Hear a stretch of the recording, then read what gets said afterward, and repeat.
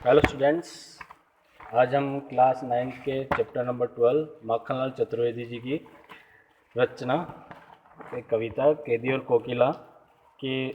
Second video में पढ़ेंगे। यानी हमने इसके पहले पार्ट में हमने इसका परिचय जाना था, पाठ का कवि के परिचय को पढ़ा था और हमने पाठ को कविता को प्रारंभ कर लिया था कैदी और कोकिला। और इसके जीवन के बारे में, कैदी के जीवन के बारे में हम देख रहे थे कि कैदी जो होता है और उस जीवन में उसे किस तरह की यातनाओं का सामना उसे करना पड़ता है और किस तरह का माहौल जो उसे जेल में देखने को मिलता है, जो पल बिताता है। तो यानी वह अपना समय व्यतीत करने के लिए जो उसे उस, क्योंकि वह कालकोठरी में, छोटी सी कालकोठरी में बंद होता है जहाँ पर उसे देखने किसी का ना तो देखा जा सकता है, न कोई उसे मिलने आता था। उस पर हमेशा एक कड़ा पहरा अंग्रेज़ों का या सैनिकों का रहता था। इस पर वह अपना समय व्यतीत करने के लिए कोयल जो उसे खिड़की से जब दिखाई देती है उससे बातचीत करता है, तो कोयल के जरिए अपने हालातों को बयां करता है और एक संदेश जो है वो या तो पाने की कोशिश करता है या वह कोयल के माध्यम से बाहरी दुनिया को, जो स्वतंत्र लोग हैं, उन तक पहुंचाने की कोशिश करता है। तो अभी तक हमने जो पढ़ा था उसमें जो कैदी है, कवि ने कैदी के जरिए जो वहाँ के जो जेल के हालात हैं उनको बड़े अच्छे रोचक तरीके से बताया था। आगे हम सेकंड वीडियो में स्टार्ट करेंगे कि क्यों हुक पड़ी वेदना बोझ वाली सी, कोकिल बोलो तो क्या लूटा। यानी वो कोयल समुद्र, क्योंकि तुम अचानक क्यों हुक पड़ी, हुक यानी क्यों एकदम से चिल्ला पड़ी, क्यों चहचा उठी, वेदना बोझ वाली सी यानी ऐसा लग रहा है तुम्हारे स्वर में कोई वेदना यानी बहुत बड़ा दुख का है। कोकिल आखिर बोलो तो तुम्हारा क्या लूटा गया, यानी तुम्हारा ऐसी क्या चीज़ लूटी गई जिससे तुम क्या कर रही हो, इतनी पीड़ा में चहचा रही हो, रात्रि के समय एकदम से चिल्ला उठी हो। मैं मृदुल वैभव की रखवाली सी कोकल बोलो तो, क्योंकि एक कोयल जो होती है उसका जो स्वर होता है बड़ा मीठा होता है। मृदुल वैभव की यानी इतनी मृदुलता का जो है, वैभव को जो एकत्रित करके रखने वाली है, उसकी रखवाली जो है कि कोयल बोलो तो आखिर इस रात्रि के समय तुमने इतना चिकार क्यों उठ पड़ा है, इतने तुम इस तरह से क्यों बोल पड़ी हो। आगे है, क्या हुई बावली अर्धरात्रि की को चीखी, कोकिल बोलो तो किस दानावल की ज्वालाएं हैं दिखी, कोकिल बोलो तो। आगे जो है इसमें कवि बता रहे हैं कि अगर कोयल जो चीखने, जो रात्रि के समय जो कूक रही है, तो उससे जो अभिप्राय लगाया जा रहा है कि या तो शायद उसने कोई दानावल की यानी जंगल की आगों को देख लिया होगा, इस कारण से क्या कर रही है, वे चीख पड़ी होगी। तो यहाँ पर वो कह रहा है कि क्या हुई बावली, कि तुम इतनी बावली क्यों, इतनी मदमाती क्यों हो चुकी हो, इतनी भयभीत क्यों हो चुकी हो कि तुम अर्धरात्रि को ही चीखती हो। कोकिल बोलो तो आखिर तुमने अर्धरात्रि को ही चीखा है, क्या तुमने किसी दावना यानी जंगल में लगने वाली आग की ज्वालाएं देखी है, यानी तुमने ऐसी विषम प्रेरणा, ऐसी विध्वंस को देखा है, इस कारण तुम क्या रात्रि को चीख पड़ी हो, आखिर कोयल बोलो तो। आगे है, क्या देख न सकती जंजीरों का गहना, हथकड़ियाँ क्यों ये ब्रिटिश राज का गहना, कोहलों का चर्रक जो जीवन की तान,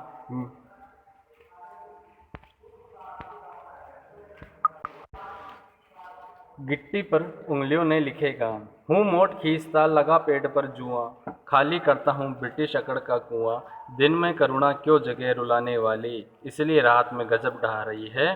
आली। यानी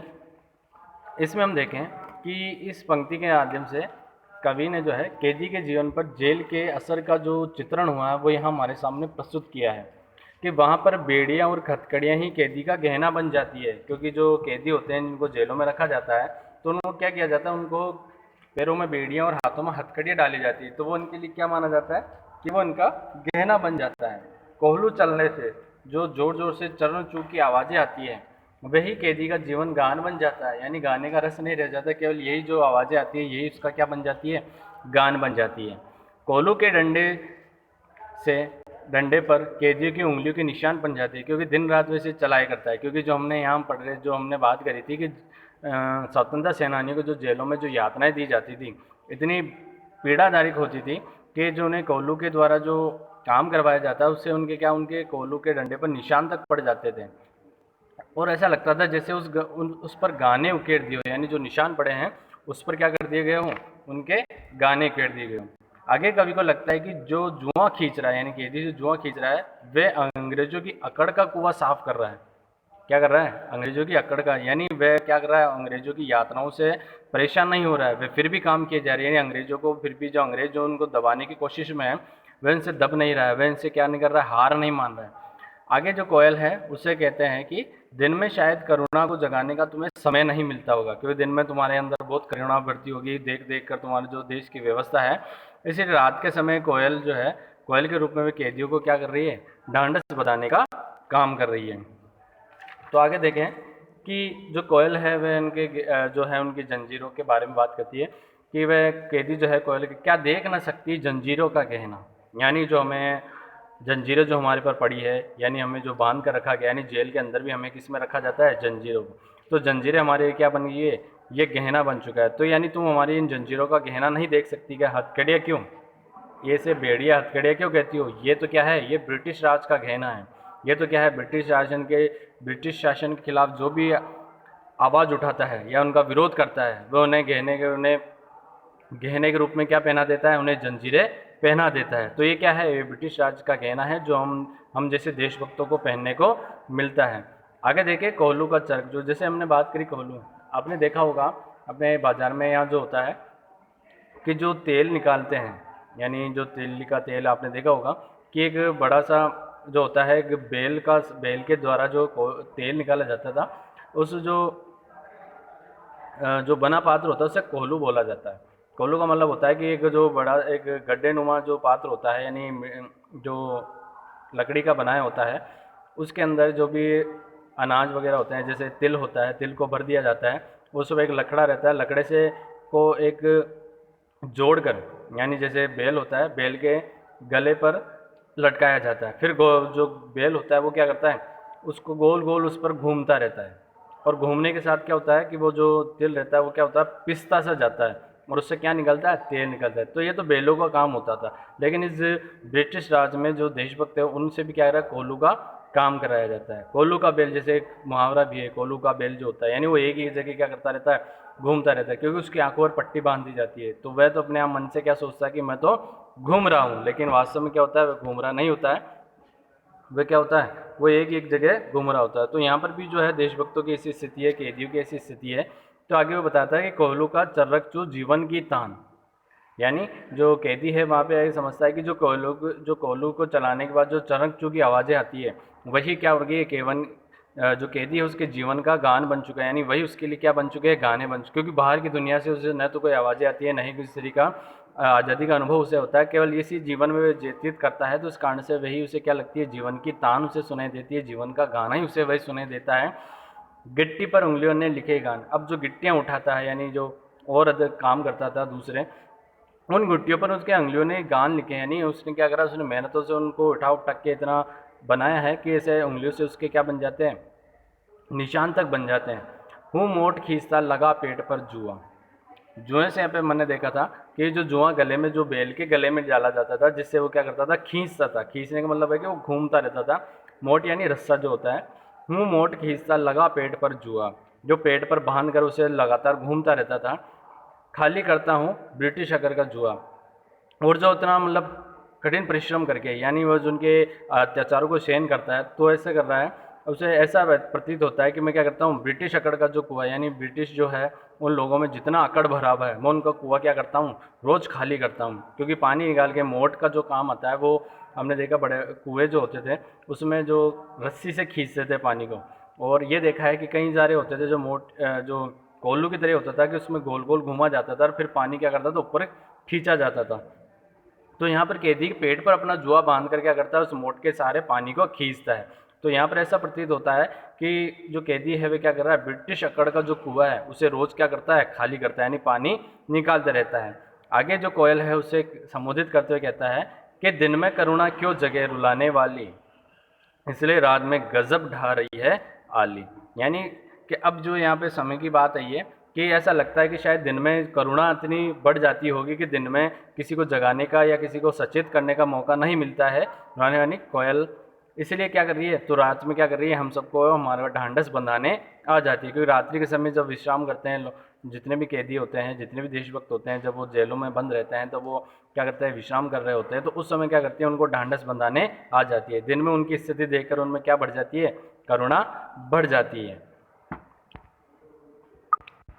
आगे पंक्तियों में देखें कि इस शांत समय में अंधकार को भेद रो रही क्यों क्यों हो, कोकिल बोलो तो, चुपचाप मधुर विद्रोह बीज इस भांति बो रही क्यों हो। कोकिल बोलो तो, यानी यहाँ पर कवि को लगता है कि कोयल चुपचाप विद्रोह के बीज बो रही है। मनुष्य की एक असीम क्षमता होती है और वह कठिन से कठिन परिस्थितियों में भी उम्मीद की किरण उसे दिखाई देती है। यानी वह उसे अंतिम समय में, यानी जो मनुष्य होता है उसमें एक गुण यही होता है कि वह क्या होता है कि जब उसके पास कठिन से कठिन समस्या भी रहती है तो वो उसमें भी क्या करता है कि उम्मीद की किरण जरूर देख लेता है। और वही कोयल के गाने से उसे क्या कर रही है, उम्मीद दिखाई दे रही है। यानी जब कोयल जब वो गाना गाती है, जब वो कूकती है, तो उसे देख कर क्या होता है, उसे उम्मीद की किरण नजर आती है। शायद कि वह क्या कर रही है, वह उनके हौसलों को बढ़ा रही है। यानी यही इन्हीं तरीकों से क्या होगी, हमारे देश को आज़ादी मिलेगी। यानी जो वो अंग्रेजों के जो खिलाफ हो रही हैं, जो अंग्रेजों का जो षड्यंत्रों का या अंग्रेजों के जो कार्यों का विद्रोह करते हैं वो बनाए रखे, उससे ही हमें क्या मिलेगी, देश को आज़ादी मिलेगी। तो यहाँ पे यानी शांत समय, क्योंकि रात्रि का समय बिल्कुल शांत समय होता है, इस समय किसी तरह का शोर शराबा नहीं होता है। तो वहाँ इसी समय को या इसी समय को संबोधित करते हुए कहता है कि यह कोयल कि शांत समय में अंधकार को भेद कर रो क्यों रही हो। यानी कि जो उनकी पीड़ाओं को देखकर तुम शांत के समय में, इस रात्रि के समय में पूरे अंधकार को भेद कर चीरती हुई क्यों रह रही है। कोकिल बोलो तो, चुपचाप मधुर विद्रोह बीज इस भांति क्यों बीज रहे हो। और दूसरा है कि तुम इस रात्रि के समय हमारे अंदर जो है एक विद्रोह के बीज यानी जो अंग्रेजों के खिलाफ जितने भी जो षड्यंत्र उनके खिलाफ होने की जो बीज हैं वो इस भांति क्यों बो रही है, आखिर इस रात्रि के कारण क्यों बो रही हो। कोकिल आखिर बोलो तो। आगे की पंक्ति है कि काली तू रजनी भी काली, शासन की करनी भी काली, काली लहर कल्पना काली, मेरी काल कोठरी काली, टोपी काली कमली काली, मेरी लो श्रृंखला काली, पेरे की हुकृति भी की ब्याली, किस पर गाली ए आली। यानी यहाँ जो पंक्तियाँ हैं उस पंक्तियों में कवि जो हमें बताने चाह रहे हैं कि यहाँ पर यहाँ पर कवि बता रहे हैं कि यहाँ पर जेल की हर चीज़ को कालिमा के लिए बताया गया। यानी जेल की हर चीज़ क्या होती है, काली होती है। और काला रंग जो होता है वो हमारे यहाँ पर दुख और बुरी भावना का प्रतीक होता है। उस कालिमापन में जब पहरे का बिगुल बजता है, यानी रात्रि के समय जब पहरे का बिगुल बजाया जाता है, यानी जैसे हम देखते थे कि हमारे यहाँ जब चौकीदार आते हैं तो वो क्या करते हैं, रात में जागते रहो जागते रहो। तो वहाँ पर जब उस पहरे का जब बिगुल बजता है तो वह भी क्या लगता है उन्हें, कैदियों को एक गाली के समान लगते हैं। यानी उन्हें भी क्या दी जा रही है, गाली दी जा रही है कि तुम क्या ना बिना कारण के ही क्या करे जा रहे हो, जेलों में पड़े हो, और ये तुम्हारी जो है आज़ादी पाने की क्या है, ये तुम्हारा उसका पुरस्कार है। तो यानी ये भी उनके लिए पीड़ादायक बन जाती है। आगे कभी कहते हैं कि काली तू, यानी कोयल को संबोधित करते हुए कहता है कि काली तू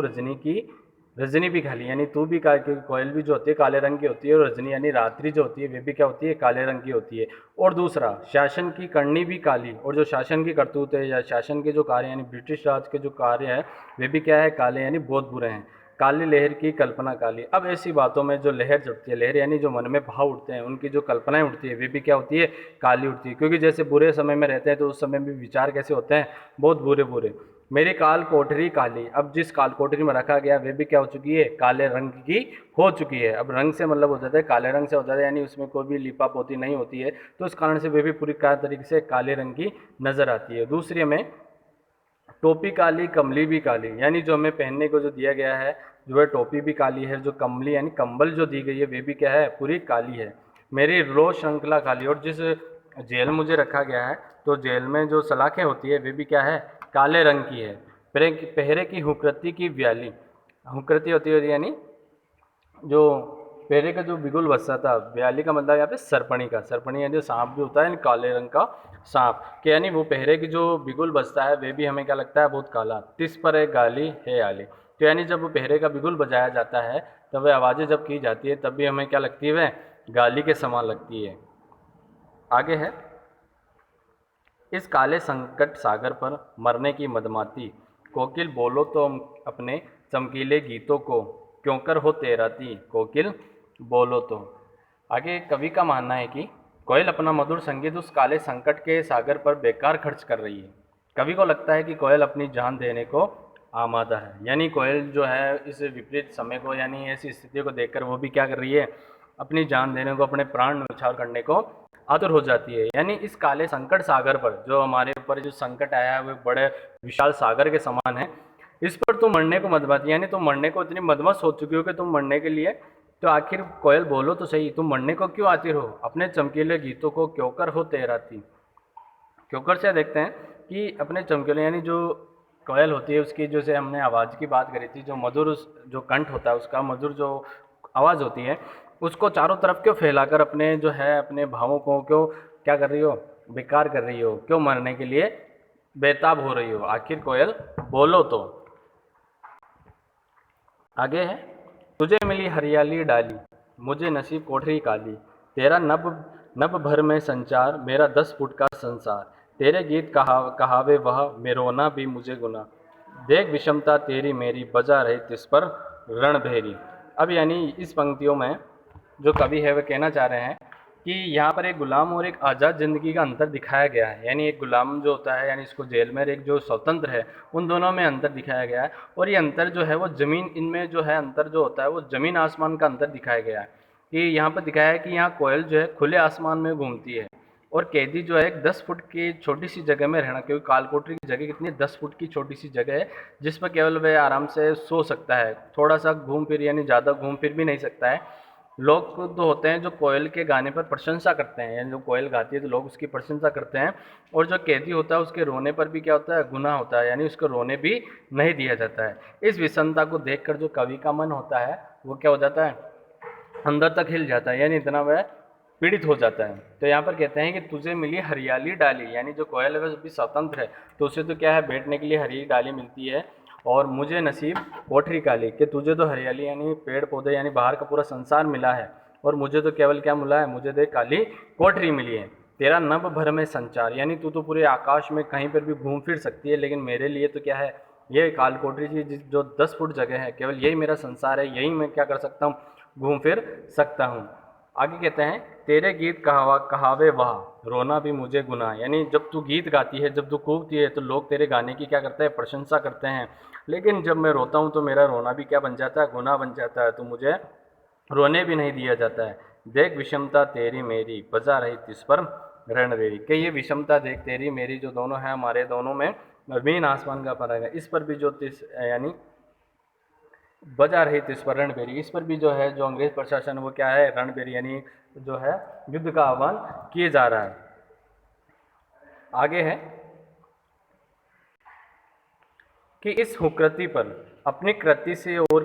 कहो क्या कर दूं, कोकिल बोलो तो, मोहन के व्रत पर प्राणों का आसव किसमें भर दूं, कोकिल बोलो तो। अब कवि कहता है कि कोयल की पुकार पर वह कुछ भी करने को तैयार है, यानी जो कोयल से इतनी बातचीत करी है तो आखिर वह जो कोयल जो है उसे कुछ संदेशा जो देना चाह रही है, तो वह कह रहा है कि उसकी पुकार पर, यानी कोयल जो उसे कहेगी वह कुछ भी करने को तैयार है। मोहन, यहाँ पे जहाँ नाम आया है मोहन के व्रत पर, कि मोहन से मतलब है मोहनदास करमचंद गांधी, तो कवि चाहता है कि जेल के बाहर जो भी आज़ाद प्राणी मिले, कोयल के द्वारा उसमें गुलामी खिलाफ लड़ने की क्या कर सकते हैं, आशा यानी जान फूंक सके। कि इस हुकृति पर, इस हुंकार पर, तुम्हारी इस आवाज़ पर अपनी कृति से और कहो क्या कर दो, यानी कवि जो है अपनी कृति यानी अपनी कल्पनाओं के द्वारा, अपनी रचनाओं के द्वारा कहो मैं क्या कर सकता हूँ, यानी मैं कुछ भी करने को तैयार हूँ, कोकिल बोलो तो, आखिर उनकी बातों को, उनके भावों को मुझे बताओ तो सही, मैं बहुत कुछ कर सकता हूँ।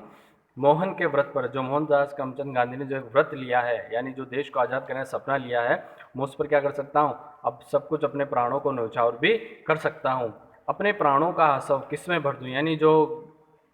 जो हमारे जो देश की जो गुलामी है उसको मिटाने के लिए मैं जो प्रयास कर रहा हूँ, उस प्रयास को मैं, जो भावना मुझे भरी है वे किसी दूसरे के अंदर जो स्वतंत्र रूप से घूम रहे हैं, जो हमारे भारतीय हैं, उनमें जो है गुलामी के प्रति जो लड़ने की क्षमता वह किस में भर दूँ, आखिर कोयल बोलो तो।